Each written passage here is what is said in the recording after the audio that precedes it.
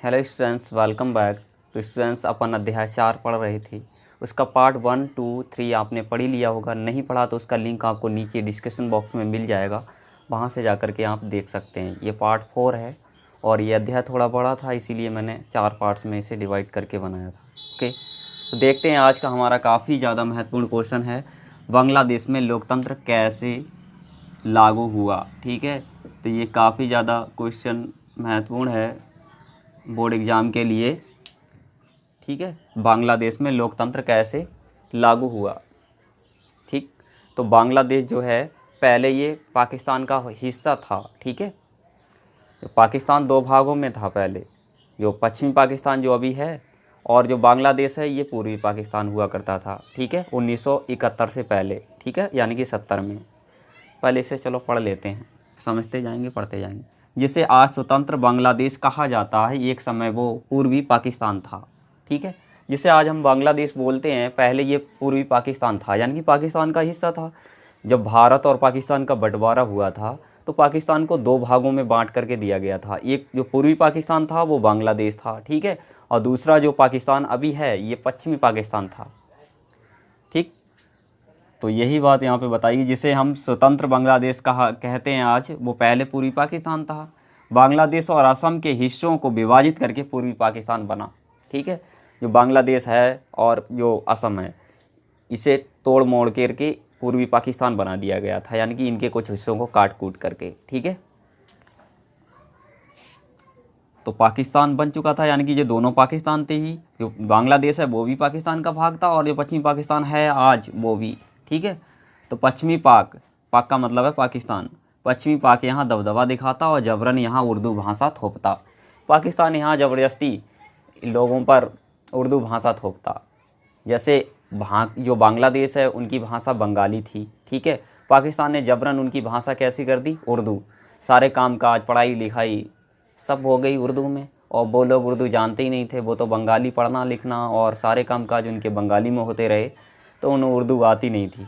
इसलिए उन्होंने जंग, मतलब बुरा नहीं, उन्हें बहुत बुरा लगा, अच्छा नहीं लगा। उन्होंने क्या करा, आंदोलन छोड़ दिया कि हमें स्वतंत्र कर दो, हम पाकिस्तान में शामिल रहना नहीं चाहते हैं। ठीक है, तो पाकिस्तान क्या वहाँ दबदबा रुतबा दिखाता, और क्या उर्दू भाषा उनके ऊपर ज़बरदस्ती थोप रखी थी उसने। यहाँ के लोगों ने विरोध किया और पाकिस्तान के खिलाफ जन संघर्ष छोड़ दिया, यानी कि आंदोलन करना शुरू कर दिया कि हम तुम में शामिल रहना नहीं चाहते, हमें अलग रहने दो। संघर्ष का नेतृत्व मुजीबुर रहमान ने किया। ठीक है, ये नेता थे इस संघर्ष के, मुजीबुर रहमान। पूर्वी क्षेत्र के लिए स्वतंत्रता की मांग कर दी। इन्होंने कहा जो पूर्वी पाकिस्तान है उसे आज़ाद कर दो। उन्हें आज़ादी की नींव रख दी, मांग कर दी, स्वतंत्रता की मांग कर दी।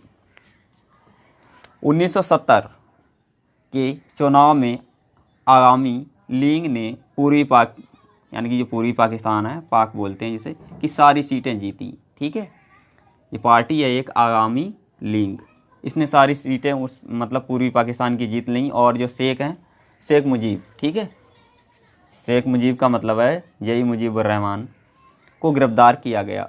और उन्होंने किस मतलब जो शेख मुजीब को गिरफ्तार कर लिया। आया खान की सेना ने जनता के आंदोलन को कुचलने की कोशिश की। आया खान जो कि नेता थे, उनकी सेना ने वहाँ की जनता को कुचलने की कोशिश की, वहाँ के आंदोलन को ठप करने की कोशिश की कि जनता जो आंदोलन चला रही है अलग मतलब स्वतंत्र देश की आज़ादी का जो आंदोलन चल रहा था वहाँ, क्योंकि वो पाकिस्तान का हिस्सा था और वो लोग चाहते थे कि हम पाकिस्तान से अलग हो जाएं, स्वतंत्र हो जाएं। कौन लोग? बंगाली लोग। ठीक है, यानी कि जो बांग्लादेश के लोग थे। बाद में ये बांग्लादेश के रूप में आज़ाद हो जाता, स्वतंत्र देश बन जाता है। ठीक है, हज़ारों लोग पाकिस्तानी सेना के हाथों मारे गए, यानी कि पाकिस्तान ने उनसे आंदोलन करना शुरू कर दिया और सेना भेज दी जो लोगों का आंदोलन को कुचलने के लिए। लोग जगह जगह सड़कों पे आंदोलन कर रहे थे कि मांग कर रहे थे सरकार से कि हमें आज़ाद कर दिया जाए। तो पाकिस्तान ने वहाँ पर सेना भेज दी और सेना ने क्या किया, उन लोगों को मारना पीटना शुरू कर दिया, जिससे हज़ारों लोग मारे गए।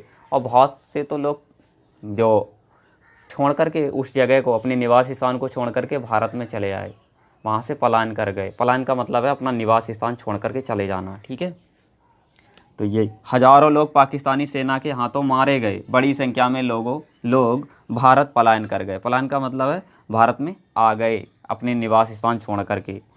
भारत ने पूर्वी पाक की आज़ादी की मांग का समर्थन किया। भारत ने उसकी मदद की, किसकी? जो बांग्लादेश था वो पाकिस्तान का हिस्सा था, उनकी मदद करी। और क्या किया? उन्हें वित्तीय और सैनिक सहायता दी। वित्तीय का मतलब रुपया पैसा से, और सैनिक सहायता भी दी, अपनी सेना भी भेजी वहाँ लड़ने के लिए। तभी तो 1971 में बांग्लादेश वो पाकिस्तान से युद्ध होता है, भारत और पाकिस्तान का। ठीक है, 1971 में भारत और पाक का मतलब है पाकिस्तान। 1971 में भारत पाक युद्ध हुआ, भारत की जीत हुई। ठीक है, ये युद्ध, वैसे हमारा युद्ध पाकिस्तान से 1971 में क्यों हुआ?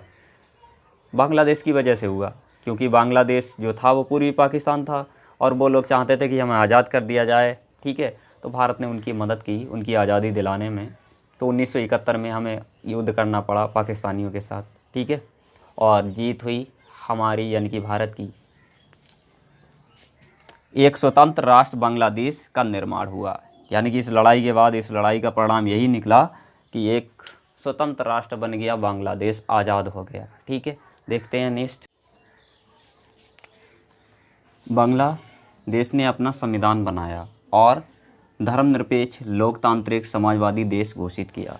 उन्होंने संविधान बनाया और अपने देश को धर्मनिरपेक्ष का मतलब है कि देश का कोई धर्म नहीं होगा।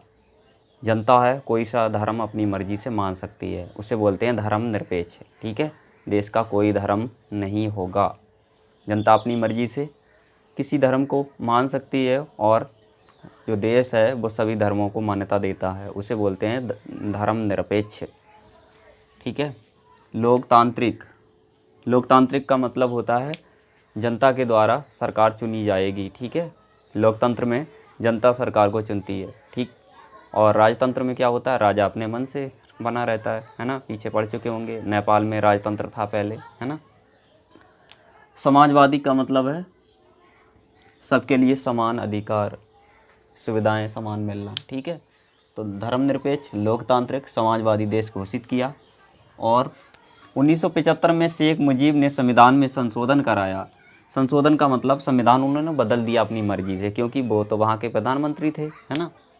संसदीय प्रणाली की जगह अध्यात्मात्मक शासन प्रणाली अपनाई। उन्होंने कहा कि अब तो हम ही बने रहें हमेशा, संविधान को बदल देते हैं। ठीक है, उनकी पार्टी का नाम था आवामी लीग, को छोड़कर अन्य सभी पार्टियों को उन्होंने ख़त्म कर दिया, समाप्त कर दिया। अब क्या होगा? जब दूसरी पार्टी समाप्त होंगी वो फिर से लड़ने के तैयार हो जाएंगी, जनता भी आक्रोशित हो गई कि ये तो अपनी मर्जी के करे जा रहे हैं, है ना। इससे तनाव और संघर्ष बढ़ा, तनाव का संघर्ष। ठीक है, लोगों के अंदर तनाव की भावना और संघर्ष, लड़ने की भावना जागृत हो गई। ठीक है, इससे तनाव और संघर्ष का माहौल बना। सेना ने बगावत कर दी। ठीक है, बगावत का मतलब सेना उन्हीं के खिलाफ जाने लग गई। ठीक है, किसके खिलाफ जाने लग गई? शेख मुजीब के। ठीक है, सेना ने बगावत कर दी, शेख मुजीब सेना के हाथों मारे गए। ठीक है, जो शेख मुजीब थे वहाँ के प्रधानमंत्री, जिन्होंने संविधान को बदला था, ठीक है, लोकतांत्रिक प्रणाली को ख़त्म कर दिया, तो सेना के हाथों वो मारे जाते हैं। फिर सैनिक शासन वहाँ आ जाता है। सैनिक शासन के ही बाद वहाँ फिर एक जिनका नाम होता है जिया और रहमान ने बांग्लादेश की नेशन पार्टी बनाई। ठीक है, इन्होंने एक पार्टी बना ली, नेशन पार्टी। इनकी हत्या हो जाती है थोड़े दिन बाद। ठीक है, एक के बाद एक हत्या होती रहती है बांग्लादेश में ऐसे ही। उसके बाद इरशाद आए। ठीक है, और ये भी, इनके खिलाफ भी जनता और छात्रों ने आंदोलन छोड़ दिया। डर की वजह से इन्होंने अपना पद ही छोड़ दिया। इनने सोचा कहीं ऐसा ना हो एक के बाद एक मर रहे हैं, मैं भी ना मर जाऊं, इसलिए इन्होंने अपना पद ही छोड़ दिया। ठीक है, तो जनता तथा छात्रों ने इनके खिलाफ आंदोलन छोड़ दिया। 1990 में इन्होंने पद छोड़ दिया कि मैं प्रधानमंत्री का पद छोड़ रहा हूँ। ठीक है, हो बाहर में जाए आरटी पार्टी। तो 1991 के चुनाव के बाद यहाँ लोकतंत्र कायम हुआ। ठीक है, तो 1991 में यही हमारा क्वेश्चन था कि लोकतंत्र कैसे लागू हुआ बांग्लादेश में। तो 1991 में लागू होता है। तो ये क्वेश्चन उम्मीद करते हैं आपको अच्छे से समझ में आ गया होगा। ठीक है, भारत और बांग्लादेश के बीच सहमति के मुद्दे कौन कौन से हैं देखते हैं। भारत तथा बांग्लादेश के बीच सहमति के मुद्दे हैं। भारत और बांग्लादेश के बीच आर्थिक संबंध मजबूत हैं, यानी कि आर्थिक संबंध जो हैं वो बहुत अच्छे हैं, मजबूत हैं। और क्या है बांग्लादेश भारत की पूर्व चलो नीति का हिस्सा है। भारत की जो नीति है पूर्व चलो उसका हिस्सा वो बांग्लादेश भी है। तो ये भी एक सहमति का मुद्दा हो गया। और आपदा प्रबंधन और पर्यावरण के मसले पर सहयोग, ठीक है। तो ये भी लगभग सहमति के मुद्दे हैं दोनों के बीच, आपदा प्रबंधन और पर्यावरण के मसले पर भी सहमति है। और विवाद के मुद्दे कौन कौन से हैं देख लेते हैं, यानी कि भारत और बांग्लादेश के बीच विवाद कौन कौन से मुद्दों को लेकर के बना रहता है। गंगा और ब्रह्मपुत्र नदी जल बंटवारा, ठीक है। तो जल को लेकर के, जल बंटवारे को लेकर के भी विवाद बना रहता है बांग्लादेश और भारत का, ठीक है। लेकिन भारत ने बांग्लादेश की बहुत मदद करी, मदद ना की होती तो आज बांग्लादेश बांग्लादेश नहीं होता, वो पाकिस्तान का हिस्सा था, है ना। हम बांग्लादेश के लिए पाकिस्तान से भिड़ गए थे, लेकिन वो छोटी छोटी चीज़ों को लेकर के भी बात का बतंगड़ बनाता रहता है, जल को लेकर के भी। और भारत में अवैध आप्रवास को लेकर के भी विवाद का मुद्दा है। आप्रवास का मतलब है लाखों बांग्लादेशी भारत में चले आए हैं, ठीक है।